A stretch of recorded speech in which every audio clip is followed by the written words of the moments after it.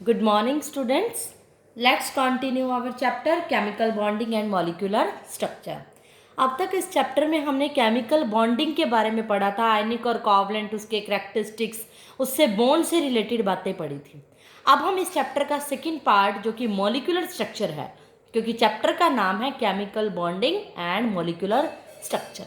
अब हम second molecular structure पढ़ेंगे जिसमें हम 3 थ्योरीज पढ़ेंगे। हर थ्योरीज अपने अपने बारे में बताएगी, जिसमें कोई भी मॉलिक्यूल अपने शेप, अपनी ज्योमेट्री, उसके यानी कि स्ट्रक्चर के बारे में बताएगी। इसीलिए इस चैप्टर का नाम मॉलिक्यूलर स्ट्रक्चर भी है। पहली जो थ्योरी है, 3 थ्योरी पढ़नी है हमने, VS, EPR, VBT and MOT। ये मेन थ्योरी है, इस चैप्टर का मेन पार्ट ही यही है। इन तीनों थ्योरी में से एक डेफिनेटली एग्जाम में ही आएगी, बट तीनों ही इंपॉर्टेंट है, तीनों के कंसेप्ट बहुत ज़्यादा इंपॉर्टेंट है। तो let's start with first theory, VSEPR। इसकी फुल फॉर्म है valence shell electron pair repulsion theory. इस थ्योरी को समझाने से पहले, इसके पोस्टुलेट बताने से पहले मैं आपको एक टॉपिक बताऊंगी, हाइब्रिडाइजेशन, क्योंकि उसी के अंदर इसका यूज़ है। अगर वो टॉपिक मैंने समझा दिया तो हम इस थ्योरी को बड़ा इजीली समझ पाएंगे। पहले मैं आपको हाइब्रिडाइजेशन बता देती हूँ कि किसी की भी हाइब्रिडाइज निकालनी हो, कई बार कोई मॉलिक्यूल देता है CH4, उसकी हाइब्रिडाइजेशन निकालनी है तो एक फॉर्मूला यूज़ करना है जिसको X से डिनोट करते हैं, half into number of valence electrons minus charge on cation, cation मतलब प्लस का charge, plus charge on anion, anion पे कितना चार्ज है वो plus, plus number of monovalent atoms attached, कितने मोनोवैलेंट एटम अटैच्ड हैं वो होगा। जैसे मैं आपको निकाल के दिखाती हूँ कि हाइब्रिडाइजेशन कैसे निकालते हैं। फॉर एग्जाम्पल आपको मॉलिक्यूल दिया होगा CH4, ठीक है, CH4 दे दिया, मीथेन दे दिया। यहाँ पर जो नंबर ऑफ वैलेंस इलेक्ट्रॉन लिखने हैं, ऑफ सेंट्रल एटम लिखना है। सेंट्रल एटम बड़ा इंपॉर्टेंट पॉइंट है। पहले मैं फॉर्मूला लगा रही हूँ, X equal to half into central atom होता है मेन एटम जिससे बाकी चारों बॉन्ड बना रहे हैं। यहाँ पे एक कार्बन के साथ चारों हाइड्रोजन बॉन्ड बना रहे हैं, तो यहाँ पर कार्बन क्या होगा, सेंट्रल एटम। मान लो वाटर है, वाटर के अंदर सेंट्रल एटम कौन है, ऑक्सीजन, एक के साथ 2 हाइड्रोजन अटैच है। वैलेंस इलेक्ट्रॉन सेंट्रल के कार्बन का एटॉमिक नंबर होता है 6 और कॉन्फ़िगरेशन करोगे 2 4, वैलेंस इलेक्ट्रॉन्स कितने हैं 4, माइनस चार्ज ऑन कैटायन। क्या इस मॉलिक्यूल के ऊपर CH4 के ऊपर कोई प्लस का या माइनस का चार्ज है, नहीं। अगर वो चार्ज होता, जितना भी चार्ज होता वो वैल्यू पुट कर देते, -0 charge, plus anion negative charge भी नहीं है, +0। Number of monovalent atom attached, number of monovalent atom, monovalent का एटम ऐसे एटम जिनकी वैलेंसी 1 है। यहाँ पर हाइड्रोजन की वैलेंसी 1 है, कोई मोनोवैलेंट एटम कितने अटैच है, 1 2 3 4, 4 अटैच है तो ये 4, राइट।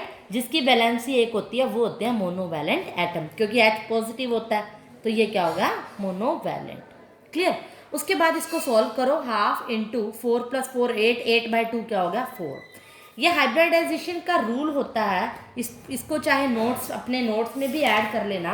अगर हाइब्रिडाइजेशन के अंदर X की वैल्यू क्या आ जाए 4, तो हाइब्रिडाइजेशन कौन सी होगी ये आपने नोट करना है। तो हाइब्रिडाइजेशन होगी sp3, यानी 3 p के और 1 s का ऑर्बिटल। और अगर x की वैल्यू क्या है 3 है तो हाइब्रिडाइजेशन होगी sp2, 2 और 1 3। और अगर x की वैल्यू 2 आती है तो हाइब्रिडाइजेशन होगी sp, 1 s और 1 p। इस तरह से चलते हैं। अगर x की वैल्यू क्या आती है 5 आती है, 4 से ज़्यादा आती है, 5 आती है तो वैल्यू क्या होगी sp3d और लग जाएगा। x की वैल्यू अगर 6 आती है तो हाइब्रिडाइजेशन होगी sp3d2। अगर x की वैल्यू 7 आती है तो वैल्यू होगी sp3d3। 3 3 6 और 1 7, ये गिनने हैं, 3 p है 3 d है, ये सब क्या होता है हाइब्रिडाइजेशन का रूल है। इसका स्क्रीनशॉट ले लीजिए और अपने नोट्स में ये बात मेंशन कर लीजिए, आपको पता होनी चाहिए। अब हमें पता चल गई कि x इक्वल टू 4 है तो मीन्स हाइब्रिडाइजेशन इस मॉलिक्यूल की क्या होगी, sp3। अब मैं इस थ्योरी को एक्सप्लेन कर रही हूँ। हाइब्रिडाइजेशन मैंने सिखा दिया। अगर इसी तरह से NH3 की आप निकालोगे, NH3 की x की वैल्यू निकालोगे तो हाइब्रिडाइजेशन आपको 4 ही मिलेगी। इसी तरह वाटर की आप निकालोगे, ये आप खुद कैलकुलेट करोगे, ये आपके नोट्स में मेंशन होनी चाहिए, निकाल के देखना चाहिए आपको ना, आपने खुद निकाल के दिखाना है, मैंने मेथड समझा दिया। अगर वाटर के लिए भी आप वैलेंस सेंट्रल एटम बता देती हूँ, इसमें ऑक्सीजन है और इसमें नाइट्रोजन है, उसकी करोगे आप, इसकी भी वैल्यू 4 आएगी। तीनों की हाइब्रिडाइजेशन आपको sp3 मिलेगी due to according to the rule. अब हमने क्या देखा, तीनों की जो हाइब्रिडाइजेशन है वो sp3 है, बट फिर भी इन तीनों की जो शेप है वो क्या है, डिफरेंट है। इन तीनों की जो ज्योमेट्री है वो क्या है, डिफरेंट है। हम इस चैप्टर में, इस टॉपिक में, इस थ्योरी में यही पढ़ेंगे कि किसी भी मॉलिक्यूल की शेप और ज्योमेट्री आप कैसे डिसाइड करोगे। ये दोनों एक नहीं है, शेप और geometry are the different thing. दोनों स्ट्रक्चर को बताते हैं, लेकिन शेप किसी भी मॉलिक्यूल की अलग होती है और उसकी ज्योमेट्री अलग होती है। तो यही हमने इसमें सीखना है कि कैसे पता चलेगी। जैसे मैंने पहला एग्जांपल आपको CH4 दिया और उसकी हाइब्रिडाइजेशन sp3 निकाली और x की वैल्यू 4 निकाली। सिमिलरली अमोनिया के केस में भी x की वैल्यू तो मैंने 4 निकाली, हाइब्रिडाइजेशन sp3 निकाली, और वाटर के केस में भी मुझे सेम ही चीज़ देखने को मिल गई। तो हम इसकी ज्योमेट्री और शेप कैसे निकालेंगे, हाइब्रिडाइजेशन से रिलेटेड होती है। लेकिन अगर हाइब्रिडाइजेशन सेम है तो कभी भी आप ये नहीं कहोगे कि इसकी ज्योमेट्री और शेप सेम है। इसकी ज्योमेट्री हमेशा कैसे निकाली जाती है, इसका रूल समझो। ज्योमेट्री निकाली जाती है कि number of bond pair plus number of lone pairs. कितने बॉन्ड पेयर हैं और कितने लोन पेयर। बॉन्ड और लोन पेयर के बारे में मैं आपको पीछे बता चुकी हूँ। जो बॉन्ड बनाने में इलेक्ट्रॉन यूज हो रहे हैं वो क्या होते हैं, बॉन्ड पेयर। और लोन पेयर जो नॉन बॉन्डिंग है, जो इलेक्ट्रॉन बॉन्ड बनाने में यूज नहीं होते, उन इलेक्ट्रॉन्स को हम कहते हैं लोन पेयर।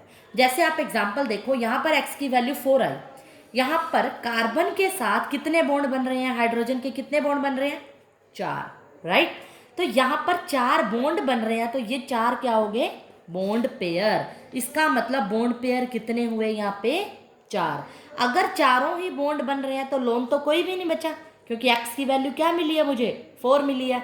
अगर बॉन्ड पेयर ही इसके अंदर क्या है, चारों के चारों इलेक्ट्रॉन ने बॉन्ड बना दिया, तो लोन पेयर कितने हो गए यहाँ पर, 0। एक भी 0 नहीं हुआ। कोई ऐसा इलेक्ट्रॉन है जो बॉन्ड ना बना रहा हो, 0। अमोनिया के केस में देखो, x की वैल्यू 4 है, लेकिन सेंट्रल मेटल एटम नाइट्रोजन के साथ जो अटैच है वो क्या है, 3 हाइड्रोजन अटैच है, लेकिन x की वैल्यू क्या है, 4 है। तो इसका मतलब 3 तो बॉन्ड बना रहे हैं, एक ऐसा इलेक्ट्रॉन है जो बॉन्ड नहीं बना रहा। ये भी इलेक्ट्रॉन ही ऐसे, ये भी इलेक्ट्रॉन है, ये भी इलेक्ट्रॉन, लेकिन ये एक पेयर ऐसा है। एक इलेक्ट्रॉन की बात नहीं कर रही मैं, एक पेयर की बात कर रही हूँ जो बॉन्ड नहीं बना रहा है। बॉन्ड नहीं बना रहा कितना है, एक पेयर है, तो लोन पेयर ऑफ इलेक्ट्रॉन कितने होंगे, 1। बॉन्ड पेयर कितने हैं, बॉन्ड कितने बना रहे हैं, एक तो 3 बना रहे हैं। इसी तरह वाटर के अंदर देखोगे, सेंट्रल एटम हो, हाइड्रोजन के साथ ओनली 2 ही बॉन्ड बना रहे हैं, जबकि x की वैल्यू क्या है, 4। तो यहाँ से पता चलेगा आपको नंबर ऑफ लोन पेयर कितने हैं। अगर 2 बॉन्ड बना रहे हैं तो क्या हो जाएंगे, 2 लोन पेयर। लोन पेयर यहाँ 2 हो गए, बॉन्ड पेयर भी कितने होंगे, 2 ही होंगे ना, राइट। जितने बॉन्ड बना रहे हैं वो बॉन्ड पेयर, बाकी बचे वो क्या होंगे, लोन पेयर, क्योंकि वो बॉन्ड नहीं बना रहे। तो अब आपको लोन पेयर निकालना आ गया होगा। जितने बॉन्ड बन गए, 3 हाइड्रोजन के साथ, नाइट्रोजन के साथ 3 हाइड्रोजन है, 3 बॉन्ड पेयर, एक क्या हो गया, लोन पेयर। अब मैंने कहा कि ज्योमेट्री जो बताती है, कैसे पता चलती है कि कितने बॉन्ड पेयर और कितने लोन पेयर हैं, सबको देख के इसकी ज्योमेट्री पता चलती है। अब कार्बन के साथ क्या है, चारों ही क्या है, हाइड्रोजन लटके हुए हैं, जो चारों ही क्या है, बॉन्ड बना रहे हैं। चारों बॉन्ड से जो शेप बन रही है, इसकी कैसी ज्योमेट्री, कैसी बन रही है, टेट्राहेड्रल। ये ज्योमेट्री टेट्राहेड्रल वो होती है, ये आपको याद रखने पड़ेंगे नाम आज से। जो 4 बॉन्ड बनाती है उसकी ज्योमेट्री को हम बोलते हैं टेट्राहेड्रल। और जो 3 बॉन्ड बना रही है और एक लोन पेयर है, सबकी ज्योमेट्री ही कैसी है, टेट्राहेड्रल। आ रही है बात समझ में, यही इसमें इंपॉर्टेंट पॉइंट है समझने वाला।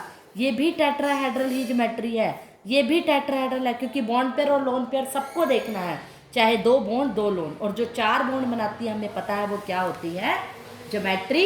तो इसकी ज्योमेट्री क्या होगी, टेट्राहेड्रल। ये थी ज्योमेट्री। अगर पूछी जाए शेप क्या होती है, जब आपको शेप निकालनी है तो आपको only number of bond pair देखने हैं, लोन पेयर को नहीं देखना।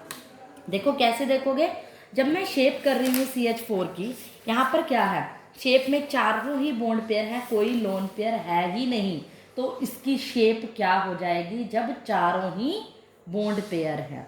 अब चारों ही बॉन्ड पेयर है तो शेप कैसी होगी, कैसा नजर आ रहा है आपको, ये भी टेट्राहेड्रल, यानी शेप क्या हो जाएगी इसकी, सोचो अपने आप, टेट्राहेड्रल ही हो जाएगी, इसमें तो कोई डाउट नहीं है, क्योंकि इसमें सिर्फ बॉन्ड पेयर देखने हैं और ज्योमेट्री में दोनों देखने हैं, लेकिन इसके पास कोई लोन पेयर तो है ही नहीं, तो इसकी जो ज्योमेट्री होगी वो कैसी हो जाएगी, टेट्राहेड्रल। शेप भी कैसी हो जाएगी, टेट्राहेड्रल। अगर मैं नाइट्रोजन अमोनिया की बात करूं NH3, उसकी शेप देखनी हूं तो मैंने क्या कहा, सिर्फ आप क्या देखोगे, बॉन्ड पेयर को, लोन पेयर देखोगे ही नहीं। अब अमोनिया के केस में NH3 इस तरह से है और एक क्या है, लोन पेयर है, ऐसा नजर को आ रहा है। लोन पेयर को छुपा लो, अब शेप कैसी मिली आपको, एक पिरामिड सा नजर आ रहा है, जो तीन इस तरह की जो शेप होती है वो पिरामिड होती है, इसीलिए लोन पेयर को छुपाया तो शेप कैसी बन गई, पिरामिडल। वाटर के केस में देखो, ऑक्सीजन के साथ दो बॉन्ड बना रहे हैं, लेकिन दो क्या है, लोन पेयर है, लोन पेयर को छुपाकर शेप कैसी बन रही है, वी शेप, बेंट शेप्ड, तो इसका नाम क्या हो जाएगा, बेंट शेप। आपको कुछ बेंट सी नजर आ रही है, मुड़ी हुई, तो इसको हम क्या कहेंगे, बेंट शेप। यानी कि अगर चार बॉन्ड बनाते हैं, वो चारों ही डिफरेंट, दोनों में, तीनों ही केस में मॉलिक्यूल में चार बॉन्ड बना रहे हैं। एक की कंडीशन है ए मान लो सेंट्रल एटम है, बी बॉन्ड पेयर क्या है, चारों बॉन्ड पेयर बन रहे हैं। इसमें क्या कंडीशन है, तीन तो क्या है, बॉन्ड पेयर है, और एक क्या है, लोन पेयर है। ए क्या है, सेंट्रल एटम, बी क्या है, तीन bond pair, L lone pair. और इस मॉलिक्यूल में सिचुएशन है, दो तो बॉन्ड पेयर है और दो लोन पेयर है, AB2L2। इसके अकॉर्डिंग आप उसकी क्या डिसाइड करोगे, number of bond pair, number of lone pair सिखा दिए, और मैंने क्या सिखा दिया, इसकी ज्योमेट्री, शेप के बारे में दिखा दिया। हालांकि आपके जो बुक में जो टेबल दिया हुआ है ना, वहाँ लिखा हुआ है शेप के ब्रैकेट में ज्योमेट्री, बट आपको इसके बारे में पता होना चाहिए, इसमें थोड़ा बहुत फर्क होता है। ये थ्योरी फिर भी थोड़ा सा क्या देती है कि शेप और ज्योमेट्री को इसमें ब्रैकेट में लिखा है, बट आगे ये चीज़ें काम आएंगी, तो आपको पता होना चाहिए कि शेप और ज्योमेट्री में थोड़ा बहुत डिफरेंस क्या है। अब मैं आपको एक टेबल दिखाऊंगी, उसमें मॉलिक्यूल्स की अलग अलग शेप समझाऊंगी कैसे होती हैं। इस टेबल को फोकस कीजिए और इसमें देखिए क्या दे रखा है, पहले मॉलिक्यूल का जो टाइप है वो है AB2L, मतलब ए एटम के साथ दो बॉन्ड पेयर हैं और एक लोन पेयर, बॉन्डिंग पेयर दो, लोन पेयर एक, टोटल इलेक्ट्रॉन तीन, B2 प्लस L क्या हो गए, तीन। हमने क्या करना है, arrangement of electron pair, shape ऐसी होगी, ए के साथ तीन जुड़े हैं, दो बॉन्ड बना रहे हैं और एक लोन अगर बना रहे हैं, तो शेप हम डिसाइड करेंगे, लोन पेयर को छुपा लो, दोनों नीचे वाली शेप क्या हो गई, बेंट। इसके एग्जाम्पल भी आपको दे रखे हैं। इसी तरह AB3L देखोगे, तीन और एक चार होंगे, तो यहाँ पर टोटल इलेक्ट्रॉन चार है, लेकिन अगर एक लोन पेयर है, लोन पेयर को छुपाओ, नीचे वाली शेप देखोगे तो क्या बन रही है, पिरामिडल। इसी तरह चार में क्या पोजीशन हो सकती है, दो बॉन्ड पेयर और दो लोन पेयर भी हो सकते हैं, ये मैं एग्जांपल दे चुकी हूँ, वी शेप का, लोन पेयर को छुपाओ। इसी तरह AB4L, चार बॉन्ड पेयर है, एक लोन पेयर, लोन पेयर को छुपा लो, चार बॉन्ड कैसे हो जाएगी, सीसा, जैसे झूला होता है ना ऊपर नीचे वाला, सीसा वाली शेप हो जाएगी। यहाँ देखिए सिचुएशन है AB3L2 की, तीन बॉन्ड पेयर है, दो लोन पेयर, टोटल पांच बॉन्ड है, दो लोन पेयर को छुपाकर शेप कैसी नजर आ रही है, ये फिक्स है, आप अपनी मर्जी से कोई शेप नहीं बना सकते, ये एक थ्योरी के थ्रू शेप डिसाइड की गई है, बट उसका कंसेप्ट मैंने समझा दिया। लोन पेयर छुपाओ, टी शेप बन रही है, तो शेप क्या हो गई, टी, और किसके मॉलिक्यूल के केस में होती है वो एग्जाम्पल भी गिवन है। इसी तरह नेक्स्ट मॉलिक्यूल है AB2L3, दो बॉन्ड पेयर हैं, एक तीन लोन पेयर है, पांच हो जाएगी, और तीनों लोन पेयर को छुपाओगे तो एक लाइन बच गई, यानी लीनियर शेप।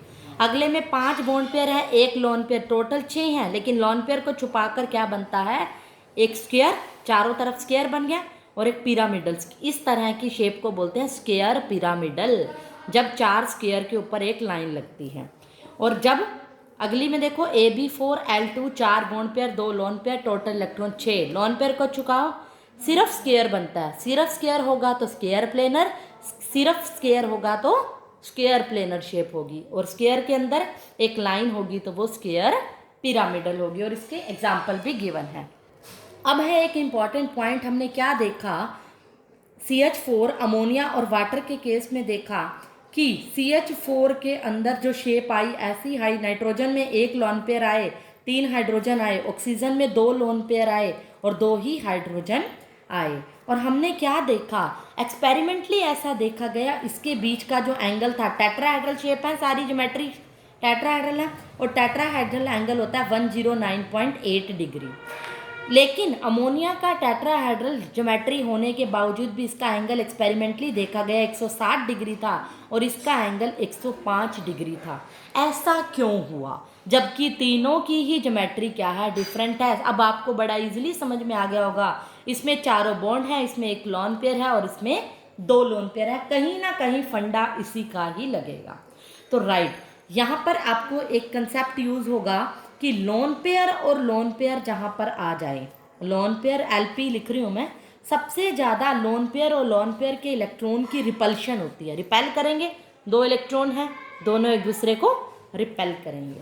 सबसे ज़्यादा रिपल्शन होती है लोन पेयर की, फिर होती है लोन पेयर बॉन्ड पेयर की, और फिर होती है बॉन्ड पेयर और बॉन्ड पेयर की रिपल्शन।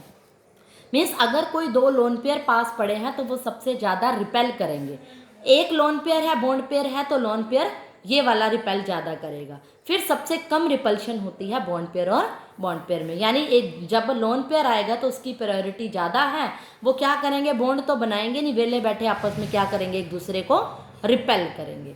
जब ये रिपेल करेंगे तो ये अच्छी खासी शेप को बिगाड़ देंगे, दूर करके खुद तो खुले हो जाएंगे और दूसरों को भीड़ा कर देंगे, मतलब इसके एंगल को छोटा कर देंगे एज कंपेयर टू दिस। यहाँ पर क्या था, 2 लोन पेयर थे, बहुत ज़्यादा रिपल्शन होने की वजह से ये तो बहुत दूर दूर हो जाते हैं इनके इलेक्ट्रॉन, लेकिन बॉन्ड के इलेक्ट्रॉन क्या होंगे, बहुत पास आ जाते हैं, यानी 109 से इनका जो एंगल घट के 105 हो गया। यहाँ पर लोन पेयर 1 है तो इससे थोड़ा सा घटा, 107 हुआ, यहाँ 2 थे तो ज़्यादा घट गया, 105 हो गया। तो यही VSEPR थ्योरी कहती है, वैलेंशियन इलेक्ट्रॉन पेयर रिपल्शन, कि इलेक्ट्रॉन के पेयर के अंदर जो रिपल्शन होती है उसकी वजह से एंगल के अंदर चेंज आता है। उसकी ज्योमेट्री सेम होने के साथ साथ, उसकी ज्योमेट्री तो सेम हो सकती है लेकिन उसकी शेप भी डिफर होती है, यही VSEPR थ्योरी कहती है। तो अब अगर हम इसके पोस्टुलेट पढ़ें तो पहला पोस्टुलेट यही है कि इसकी जो शेप होती है वो किस पे डिपेंड करती है, ये कहती है नंबर ऑफ वैलेंस इलेक्ट्रॉन्स पे डिपेंड करती है, कि कितने वैलेंस इलेक्ट्रॉन होंगे सेंट्रल एटम के अंदर, वो डिपेंड करती है कि उस पर शेप क्या होगी, जैसे मैंने थ्योरी स्टार्ट की थी। और दूसरा पॉइंट ये कहती है कि जो इलेक्ट्रॉन पेयर होते हैं वो क्या करते हैं, एक दूसरे को रिपेल करते हैं, और रिपेल कैसे करते हैं ये मैंने आपको अभी बताया है।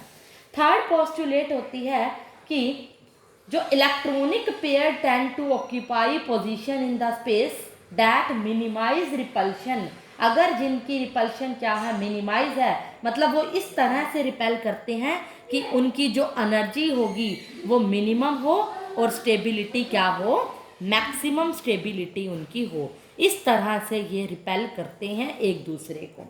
फोर्थ जो पॉइंट है ये कहता है कि जो वैलेंस शेल होता है उसको टेकन एज ए स्फीयर लिया जाता है with electron pair localising on spherical surface at maximum distance from one another, कि जो एटम है, जो वैलेंस शेल है, उसको हम क्या कहते हैं, एक स्फीयर लेते हैं। ये कोई बहुत इंपॉर्टेंट पॉइंट नहीं है, सबको पता है, एटम स्फेरिकल शेप में होता है और इसका डिस्टेंस मैक्सिमम होता है, वैलेंस शेल का डिस्टेंस तो मैक्सिमम ही होगा ना।